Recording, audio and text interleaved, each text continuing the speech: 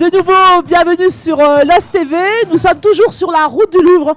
Et sur la route du Louvre, on a eu des marathoniens, des coureurs, des poussettes, des vélos, des trottinettes et des poneys. Voilà, les poneys des écuries de la Goëlle. Donc, si vous avez envie de pratiquer ce sport, mais qui est plus qu'un sport, parce que faire du cheval, c'est également très poétique, vous allez pouvoir partir à la rencontre de Dorothée. Bonjour Dorothée. Bonjour. Donc Dorothée, tu es donc présidente ou directrice? Alors voilà, nous sur la structure à Los Angeles, on a une école d'équitation dont je suis monitrice et mon mari est le dirigeant. Et à côté de ça, on a en parallèle une association qui s'appelle Goëlle Ponies avec beaucoup de bénévoles qui sont là aujourd'hui, dont les enfants font partie pour apprendre à monter à poney. Alors on dit toujours que le poney, c'est une façon de découvrir la nature, de découvrir un animal. Et de plus en plus, on s'aperçoit que l'équitation devient une thérapie. Est-ce que tu es d'accord pour dire que finalement, l'enfant au contact du cheval va se sentir mieux dans son quotidien? Oui, tout à fait. Donc effectivement, il y a déjà le rapport avec l'animal qui est très important.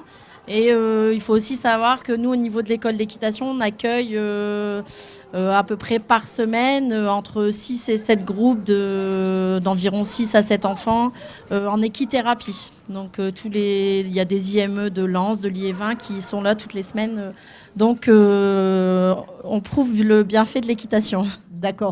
Aux écuries de la Goëlle, combien vivent d'animaux? Je suppose qu'il y en a qui sont en pension, qu'il y en a qui viennent faire des démonstrations, qui sont au manège. Donc, combien d'animaux en tout, en fait? Alors, en tout, sur la structure, on a une grosse partie propriétaire qui est gérée par Monsieur Baillet. Donc là, c'est le côté écurie de la Goëlle, où on retrouve à peu près une 50aine de chevaux de propriétaires.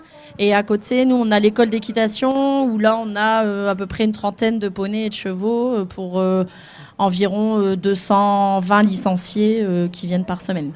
D'accord. Donc là, sur le plateau, nous avons Cléopâtre. Donc Cléopâtre a décidé de ne pas nous répondre, puisqu'en fait, elle ne parle qu'avec l'accord de son attaché de presse. Donc comme nous n'avons pas eu les autorisations, Cléopâtre, aujourd'hui, ne va pas pouvoir s'exprimer. Mais j'aimerais savoir, donc les jeunes filles qui t'entourent, combien d'années déjà ont-elles de pratique de cheval?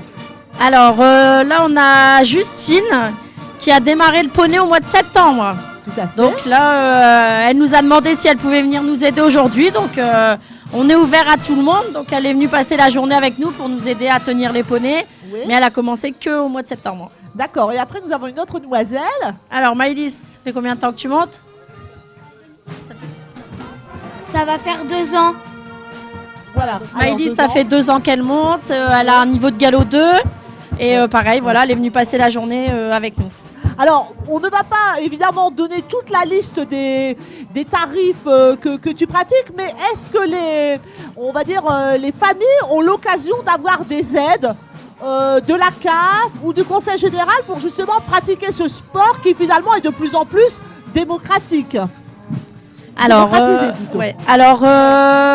nous, on a mis en place une convention avec l'ANCV, donc on prend les chèques vacances. D'accord, les chèques vacances. Et là, à partir partir de septembre, on va essayer de mettre en place une convention avec la CAF pour justement pouvoir prendre les tickets loisirs.